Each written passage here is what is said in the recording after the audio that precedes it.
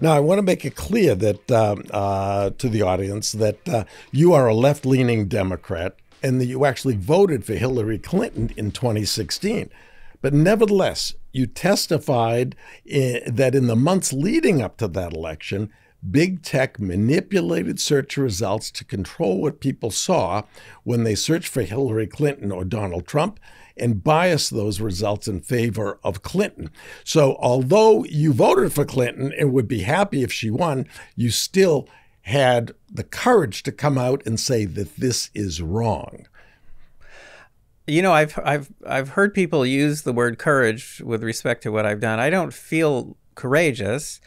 I feel like I'm just speaking the truth. I feel like I love the truth and I love this country more than I love any particular candidate or party, period. Well, that's patriotism. That's patriotism. And with regard to the bias of votes, the bias of individuals, so they'll vote a certain way, there were some whistleblowers who told you that there were conversations at the upper level of Google talking about that Hillary Clinton lost that election. And what did they say? Well, there was a videotape that leaked. It's even better than even a report. Better. There's a videotape. Go ahead. There's a all hands video meeting, or I should say an all hands meeting that was videoed, and the whole tape leaked from the company. And you had all the major leaders in the company, one after another, going up to that microphone and saying, "We are going to make sure that Trump never wins again, that nothing like this ever happens again. They're literally saying things like, we are going to use all of our power and influence to make sure that this never happens again."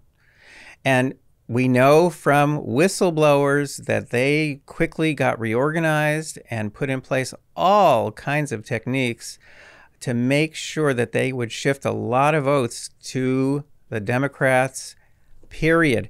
And I'll give you just one quick example because it's another leak. It's an amazing leak.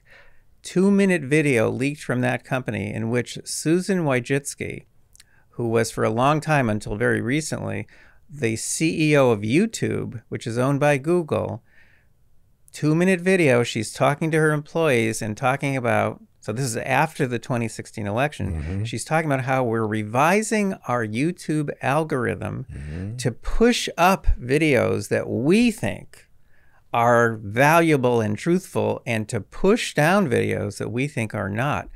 Well, it turns out that's another area that we have done research on. If you go to YouTubemanipulationeffect.com, you can actually see some of our latest research.